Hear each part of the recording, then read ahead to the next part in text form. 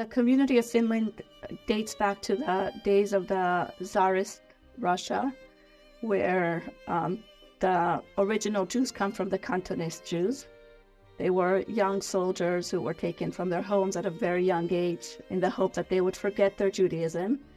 They joined the Tsar's army, and they were placed in Finland. And the beautiful history is that these few soldiers that moved to Finland built themselves a little shul, and they requested from the army to send them Jewish women to marry. Welcome, everybody. This is Ordinary People with Extraordinary Stories. I'm Chana Weisberg, host of this podcast. Joining me today is Ita Wolf, all the way from Finland. And the reason why I invited Ita to join me today is because the World Happiness Report has just come out. And the latest findings has found that the country with the highest ranking of happiness is none other than Finland. And this is not only the first time, but this is actually the seventh time in a row that Finland ranked as the highest on the happiness score. Now, this ranking is by people ranking their own self-perceptions of how happy they are. So a rank of 10 would be the highest, and a rank of 1 would be the lowest. And Finland came in with a ranking of 7.741. So that is pretty high on the ranking score. Ita, what do you say about this ranking of Finland being the happiest of all countries? I think it's pretty accurate. I can see why. Accurate? Okay, so tell us why. Yeah. Everyone wants to know the secret of this happiness, and a country that for 7 years is the happiest. Tell us why you think Finland is so happy. Well, first of all, you're all more than welcome to come visit to see for yourself why it's the happiest country. I don't know if I would call it, I bet one of the questions is not, are you happy? I think they have 100 other questions, but that one's not one of them. So right. I guess they ask all kinds of questions, and you're welcome to ask me those questions, and I'm happy to share some ideas of why I think it might be the happiest country. Maybe I could just say for me personally why it would be the happiest country. Sure. Why do you feel it's the happiest? So, well, first of all, on a personal level, I think it's a wonderful country to raise your children in. It's safe. I didn't think that I grew up in an unsafe country, but compared to where I grew up, it's definitely safe. Where did you grow up? Where did you come from? I was born in Colombia, South America. Wow. I thought it is a great, beautiful country. But when I got to New York to study for high school, I realized that New York was the safest country. Because you could walk down the street by yourself. You can go to the shop by yourself. You can walk to school by yourself. People don't. I guess New York City is safe compared to Colombia, but I don't think most people would look at New York City as so safe. Well, for me, it was very safe, and it was exciting to run with my cousins down Empire, onto Kingston, wait for the bus and not worry. Not that I was worried growing up, but my normal was not New York normal. And then we moved to Finland, where my kids from when they're 7 years old take the tram by themselves, come home by themselves, wear their key on a chain. It's very so in that way. So you would say the safety is a big part of why people feel. Interesting. Yeah. So I was reading what it said, and it said actually that there was a strong social support system. Yeah. They were ranking things like freedom, higher life expectancy, generosity. Yeah. How do you feel about these things in terms of how Finland is? I think that's accurate as well. It feels safe from the social perspective. I think that for you hardly see, if ever, poor people on the street collecting money. And why is that? Is there a good social system? Very good social system. The government takes care of you. Do people give a lot of charity, or do they just rely on the government? They rely on the government. They rely on the government. Okay. So we're very lucky to live in a community that has been very supportive with our work. There's also a concept called that where you pay your taxes to your religious institution. So that also automatically goes either to whichever religion you belong to, the Jewish community, for example. So my taxes go to my local Jewish community. That sounds So, nice. You yes, feel like you're really paying for something that you want and that you get services from. yeah, exactly. Right. Uh-huh. In addition to Interesting. that, people do pay a membership to be part of your taxation is your membership, but also from I don't even know how to explain it correctly, but based on your taxes is your membership. That's Interesting. basically Interesting. how it goes. So everything is salary based. Your speeding ticket is also salary based. Oh wow. So yeah, That's such a novel idea. So yeah, everything is, if you get a speeding ticket, it's not just the regular ticket. It's no, based on how much you're earning. yeah. That's very interesting. What else is salary based?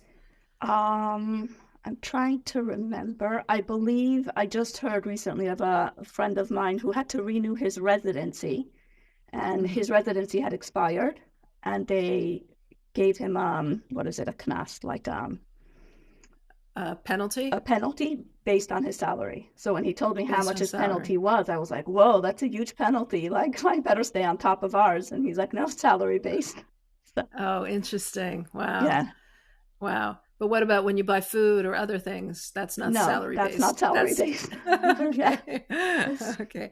yeah. Can't buy a house salary based. No. No. No. But the interesting thing about Interesting. food is that a Finnish cucumber is more expensive than a Spanish cucumber. So sometimes you What think when you buy, fruits or vegetables from abroad, it would be more right. expensive because it's more Oh, exotic. But no, not in right. Finland. Not in Finland. No. Some things that you buy from there are more expensive. Yeah. Interesting. Wow. Yeah, I found it interesting on the list. It said that Finland was followed by Iceland, Sweden, and Israel. It was interesting that Very Israel, interesting. even with the war going on, it was still, one of the happiest places. Yeah. So I guess there's a lot to say about a social system, a support system, feeling connected to others around you. Yeah. So I also saw something that I found interesting, and that was that the generosity in Finland. It said that in Finland, people are highly likely to expect their lost wallets to be returned. Yes. So I know if New York City, you lose a wallet, forget it. Yeah. But in Finland, it's very common, and it's not only your wallet, it's your child's backpack, it's his bus card. There's a place where you know that you can go and look for it, and if someone finds it, they'll return it. It's happened to me. I found something and I go to the central railway station and I drop it off in case somebody wants to come in and find it. wow. Yeah. So I found that interesting because in Judaism, the concept of hashavas aveda, returning a lost object, Yeah. is a real thing. How it's a mitzvah, it's a commandment. You see something on the street, if it has identifiable marks on it, Yeah. it's a huge mitzvah to actually return it to the person who lost it. Yeah. So I found that. So what makes Finnish people want to return lost objects? I think Finnish people are just really good people. They're one of the other reasons I think why they're also happy is because they're sameach bechelkai. They're happy with what they have. You don't have the feeling of, on the most part, competing with the Joneses. It's like you're happy and satisfied with what you have. People are happy with their country. They're happy with the work ethic. They're happy with nature. That's one great thing I find is maternity leave is really a wonderful thing here. So I think we're happy having with children, I guess, is something that's valued. Yes. Yeah. Yeah. Wow. Yeah, it did say that they appreciate the simple things in life, like nature, a bike ride, art, music, Yeah. Cafes. So that simpler life where you're not constantly vying for, like you said, the next door neighbor or this one or that one that you're competing with is definitely a sameach b'chalko, being happy with what you have, which Pirkei Avot talks about, really being happy with who you are. There's that element, and there's another element of, I guess we could use it as pas besalai, like we talk about the Jews in the desert not having the man for the next day because they weren't sure if they'll have bread. Finns know that there's bread in the basket for the next day. So they're not anxious or worried about those things, mainly because the social system will help them. Because this, so you mean because they know that the social system will help them, so they feel happy with what they have, and they know that they have it. Yeah. Interesting. Yeah. I saw another quote, which it said that in Finland there's a common belief that happiness is a skill that can be learned, Mm. and I found that fascinating. Do you find that? I mean, this is so much a part of Hasidic teachings, Yeah. as I'm sure you explain to people. Can you explain a little about that? I don't think they necessarily have to teach it. I think they really live it. And a big part of it will go back to raising children here. I run a preschool, and my kids also attend the Jewish community's preschool and school. A huge part of their day is rain or shine, you spend time outside. And if you come and you visit, the outdoor parks aren't like these extravagant, beautiful everything, they have your basic slide and swings, but the kids spend hours in the mud, in the dirt, with little branches, and they build things. So they're spending a lot of time with nature.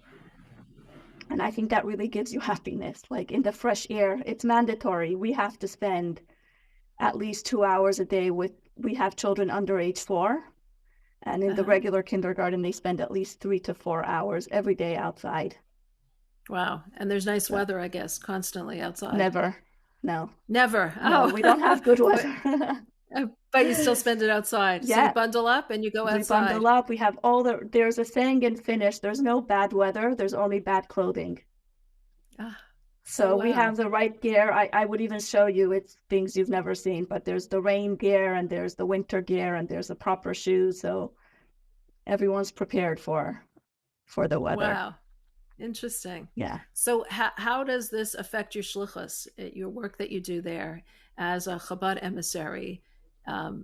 First of all, do you do a lot of programs outdoors because of that? No.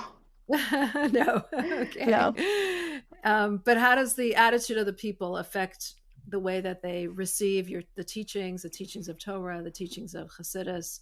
Tell us a little about what you do there. Well, how long ago are you living there? We moved here in 2003, so 20 years. So you're there. Wow. Yeah. It's very interesting because I have history with Finland. The previous Chabad Rebbe had started on a smaller scale sending Chabad emissaries in the nearby countries and cities to Russia at the time. So my great-grandfather was actually sent by the previous Rebbe to Finland to be a teacher in the cheder here. And they spent 10 years in Finland. And when I spoke to my great-uncle, before I moved here, he said that he remembers that those years of their lives were the best years. Wow. And why were they the best years? Because they lived a good life here. It was freedom. It wasn't religious persecution. None. No, Finland never suffered in that way. Mm-hmm. So I'm assuming that there was a community. I mean, if he sent if the previous Rebbe sent people there to Finland to teach students, I guess there was a small community there. Yeah, the community of Finland dates back to the days of the Tsarist Russia, where the original Jews come from the Cantonist Jews. They were young soldiers who were taken from their homes at a very young age in the hope that they would forget their Judaism. They joined the Tsar's army, and they were placed in Finland. And the beautiful history is that these few soldiers that moved to Finland built themselves a little shul, and they requested from the army to send them Jewish women to marry. Isn't that interesting? Yes. Wow. And that's how the Jewish community of Finland originated.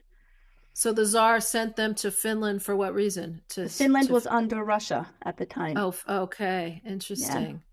So he sent them there as part of the army, and they retained their Jewishness. Yeah.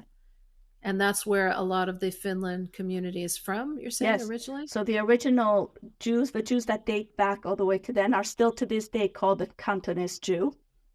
And then there's other Jews that came later from Russia, we have many people from Israel, we have some Americans, Interesting. Yeah. So you're there for 20 years, and what kind of programs do you do there for your community? Well, the first thing we started was a ganezi, a camp, summer camp. We still have it going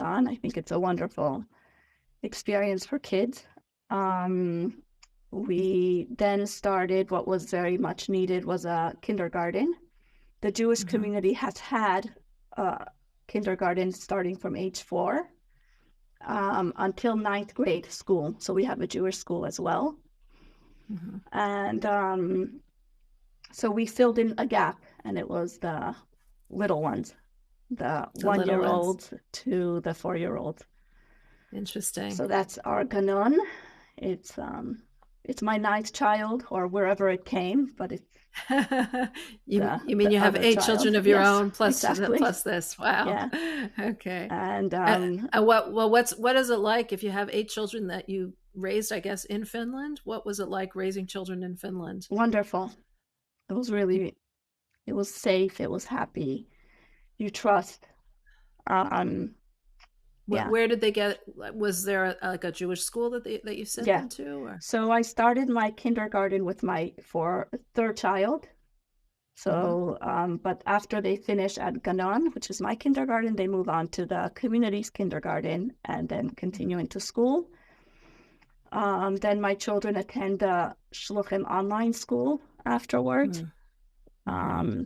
So that's an online school for Shluchim's children. Exactly. My children chose to join the one that's in Hebrew, so they were able to learn the language and then attend high school in Israel, which at the time was a genius idea because it's much closer. We have direct flights. But then COVID happened and there was no direct flights, and now the war started and there's no direct flights. But they got a very good education in Israel. There's a wonderful program for children like my children, and we're very grateful for that. So what age did you send your children away? For 10th grade. So it's around 14. Yeah. Was that difficult to send them away? It doesn't get easier. We're still doing it.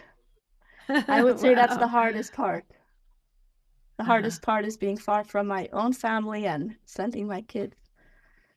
So your family's still in Colombia? Yeah, my parents are Chabad Shluchim there. They were sent by the Rebbe in 1980.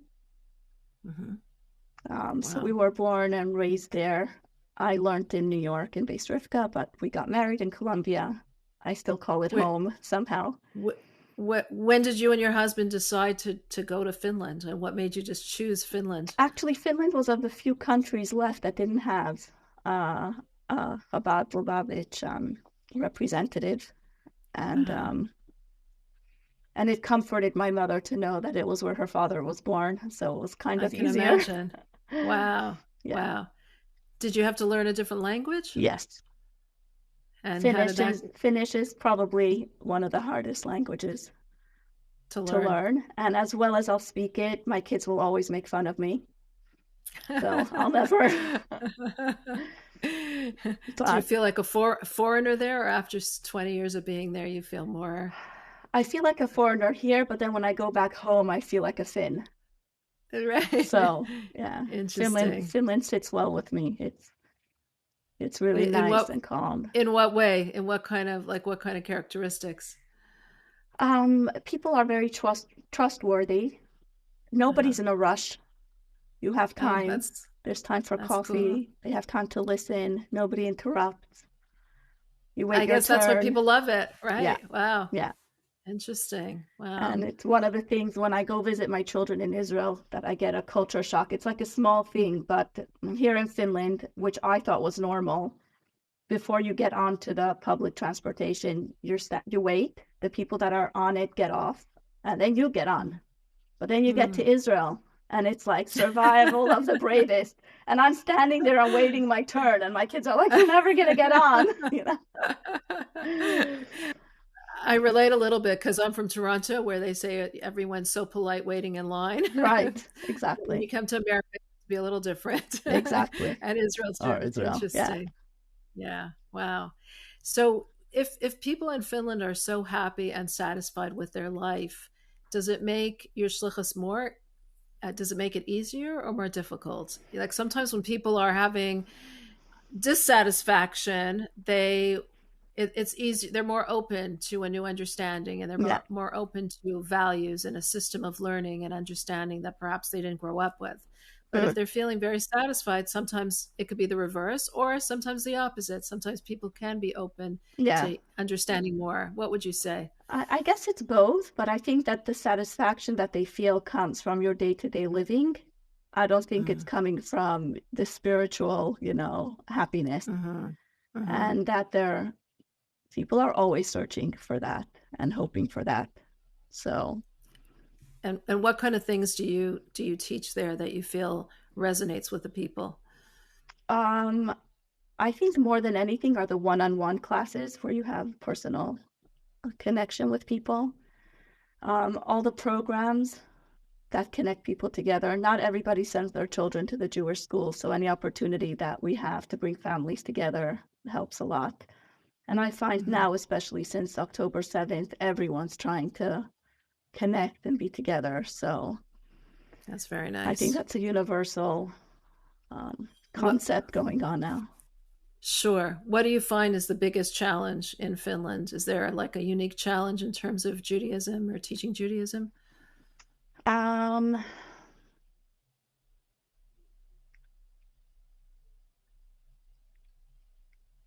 trying to think how to.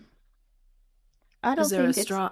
Yeah, sorry. Is there a big rate of intermarriage there, or is that not? There's a big rate of intermarriage, and I think a big part of it comes from the fact that the Jews of Finland have always, thankfully, been very comfortable and been a very big part of the society. They've contributed. They fought in the war together with the Finns. Finland actually fought on this side with the Germans. So it's a very interesting and sensitive topic, but there have been books written about this. Interesting.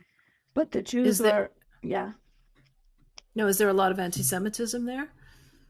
So I speak for myself, and I think that I'm very blessed to be in an environment where it's an educational one and it's also a Jewish one. So I personally have not experienced anti-Semitism, and I feel that we've always been respected for who we are and what we do.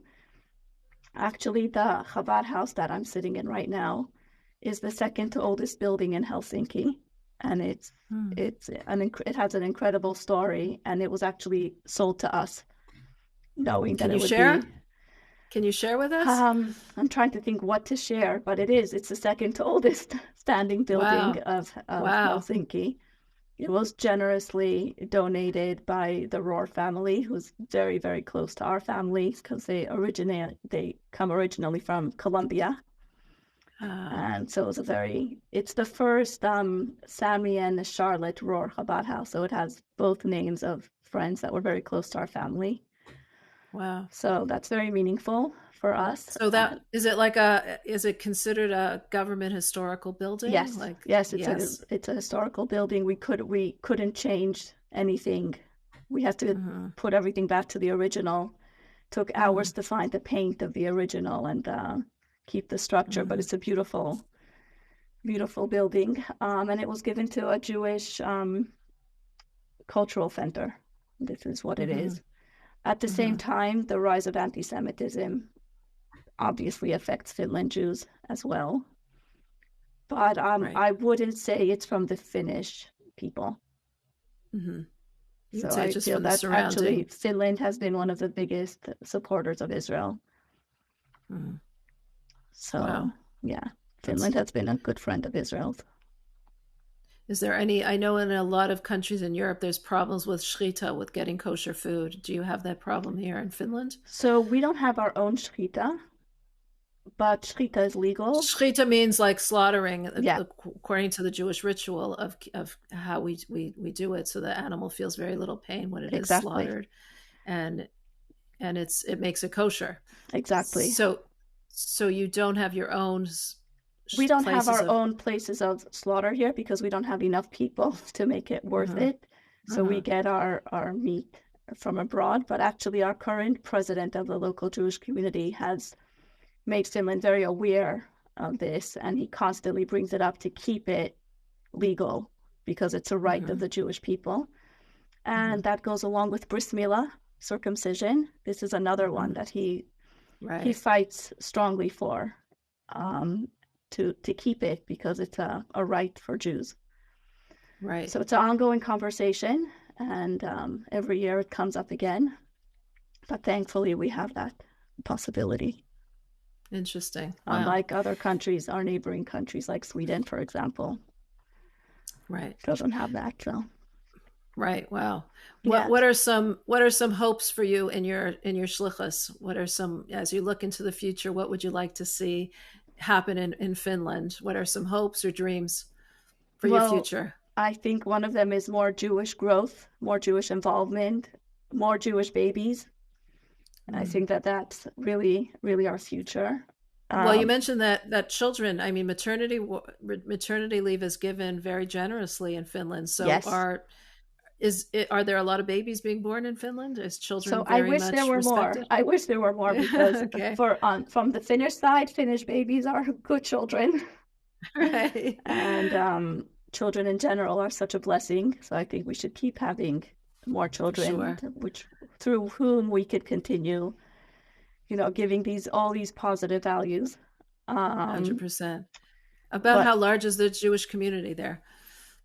We have about 2,000, a little bit less than 2,000 Jews, about 1,800 members of the local community, 2,000 Jews. And I even think there's more. We keep finding them. They keep finding us. Amazing. And yeah. So most Jews are somehow affiliated with your center. Yeah.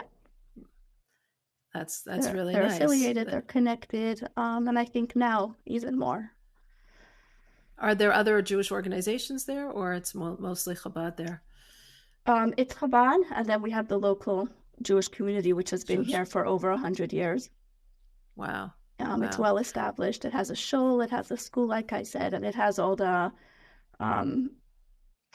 many of the Israel-based organizations, like Vitzo, which is like Hadassah, I think.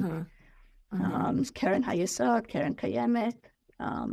Those kinds of. Are there any Jewish landmarks, like historical landmarks, besides now your Chabad house being that oldest historical building? The shul. It's a beautiful. How old is that? It's over 100 years. I want to say even more, and I should have had this information. That's okay. I hear it, but I don't remember right now. Right. Yeah. Interesting. Wow. Very fascinating. Can you leave us with some thought or some teaching or some joke from Finland or something? Some story that we about the weather. Right. I mean, it's dark. It's hard. I mean, you come from Toronto, but I think that. Well, now we're in Pomona, New York. Okay. Upstate. So you understand a little bit. It's the winter's winter, and the hardest part is like November. But our summers are beautiful. They're long. But it's also about luck. You get lucky. They have this joke about the Finn who meets his friend, and he tells him that, it was such a lovely summer. And the other one tells him, yeah, I was working that day. So like you hold your breath to hope that you're going to have like a nice summer. But I think that if we would have good weather, everybody would want to move to Finland because everything else about it is so good.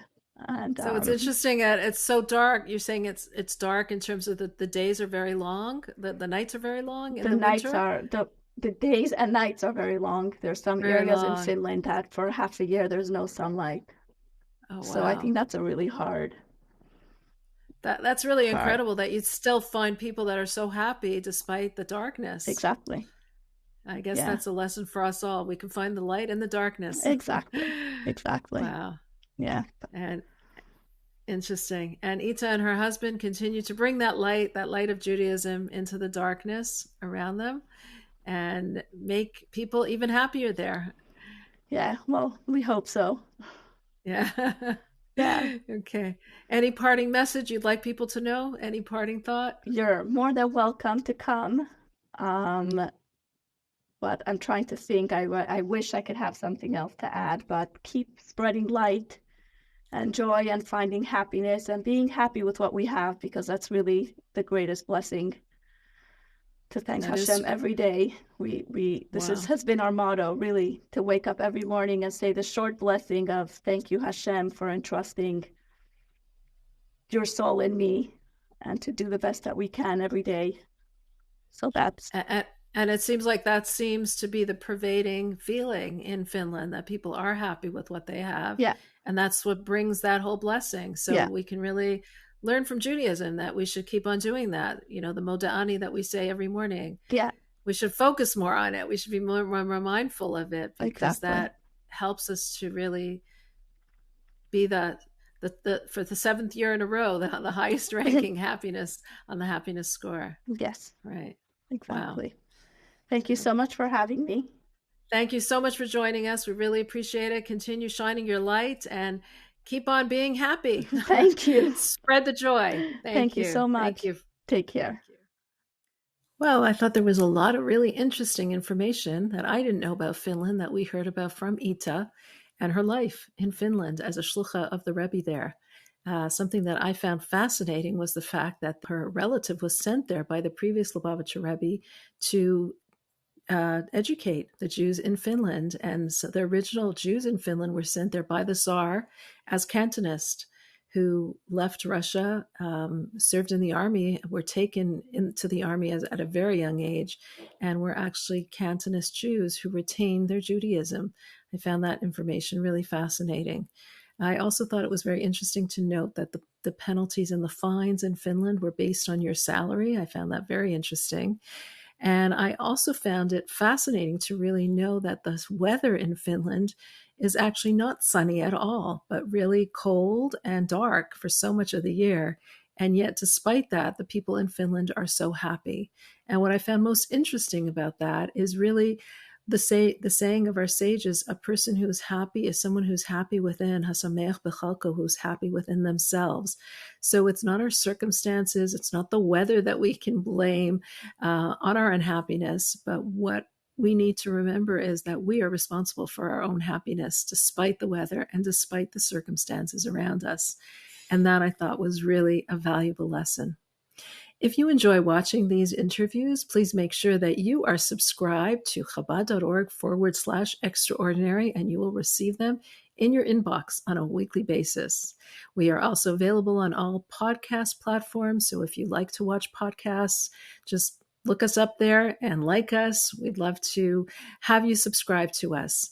Also, drop us a note. Tell us what did you learn about Finland from this interview? What did you learn about happiness for this interview?